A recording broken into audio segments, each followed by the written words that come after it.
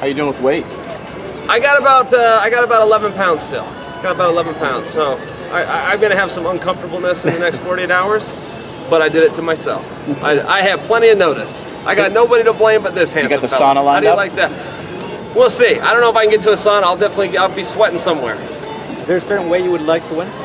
Say again? Is there a certain way you would like to win? No. I mean, I'm going to go out there and fight hard. I look for performance more than I look for outcome.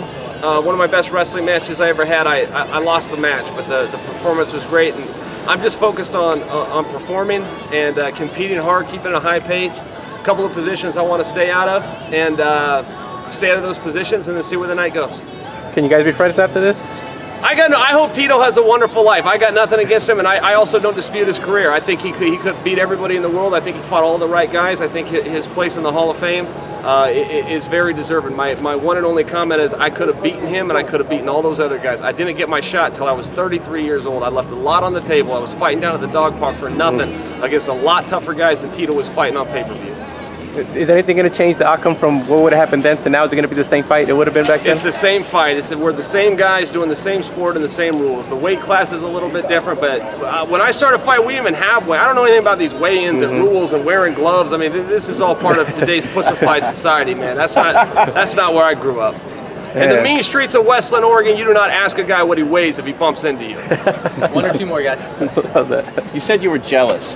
What do you mean? Of his fame, his success? Yeah, you know, Tito I wanted to be in the UFC. I wanted to be in mixed martial arts. Bellator wasn't around then. Pride wasn't around then, just to set a time frame for you. Tito had already been there. And I stayed in college. I pursued NCAA goals and Olympic aspirations. And he left school 6 months after I pinned him. He was the UFC world champion. And he was very good. Again, I don't dispute his level of success, but he was not me. I beat him in the amateurs. I beat guys better than him in the practice room. I knew exactly where I stood. There was one guy in the world that could whip my ass, and his name was not Tito Ortiz. It was Randy Couture, and that was the only guy. Chael, after Tito Ortiz, what are your future plans with the Bellator? I will be fighting Wanderlei Silva the next time I see Wanderlei Silva. I assume somebody will try to sanction that and put it in a ring. I don't say that with any bravado, and he will tell you the same thing. If Wanderlei was here right now, I would be fighting Wanderlei right now. Thanks, guys. Thank you. Guys. Thank you.